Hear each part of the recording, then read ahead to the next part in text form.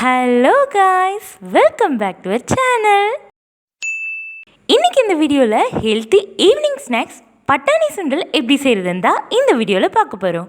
So வீடியோவை skip பண்ணாமல் பாருங்கள். இப்போ தான் நம்ம சேனலை ஃபர்ஸ்ட் டைம் பார்க்குறீங்கன்னா சேனலை சப்ஸ்கிரைப் பண்ணிவிட்டு பக்கத்தில் இருக்க பெல் ஐக்கானில் ஆல் நோட்டிஃபிகேஷன் எனேபிள் பண்ணியிருக்கீங்களான்னு செக் பண்ணிக்கோங்க. அப்போ தான் நான் போடுற வீடியோஸை மிஸ் பண்ணாமல் பார்க்கலாம்.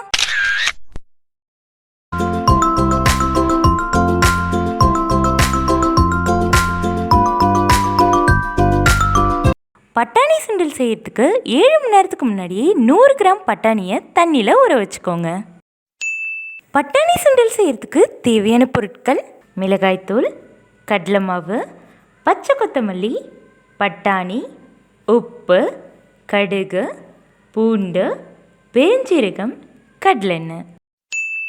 சுண்டல் செய்யறதுக்கு ஒரு பேனில் 1/4 டீஸ்பூன் கடுகு, 2 டீஸ்பூன் கடலெண்ணெய், 6 பல் பூண்டு, 1/4 டீஸ்பூன் பெருஞ்சீரகம் போட்டுட்டு லைட்டாக வதக்கிக்கோங்க.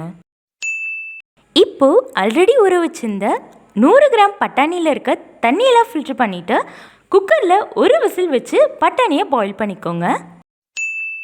குக்கரில் பாயில் பண்ண 100 கிராம் பட்டாணியும் பேனில் ஆட் பண்ணி தேவையான அளவு உப்பு போட்டுட்டு நல்லா மிக்ஸ் பண்ணிக்கோங்க. ஃபைனலாக 1 டீஸ்பூன் கடலை மாவு, 1/2 ஸ்பூன் மிளகாய்த்தூள் போட்டு நல்லா கிளறி விட்டுட்டு வாசனைக்காக கொஞ்சமாக பச்சை கொத்தமல்லி ஆட் பண்ணிட்டா சூப்பரான ஹெல்த்தி ஈவினிங் ஸ்நாக்ஸ் பச்சை பட்டாணி சுண்டல் ரெடி.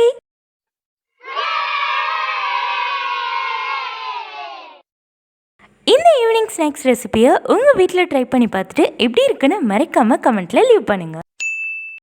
நான் போடுற வீடியோஸ்லாம் உங்களுக்கு யூஸ்ஃபுல்லாக இருந்ததுன்னா சேனலை சப்ஸ்கிரைப் பண்ணிவிட்டு மறக்காமல் உங்கள் ஃப்ரெண்ட்ஸ் அண்ட் ஃபேமிலிக்கும் ஷேர் பண்ணுங்கள்.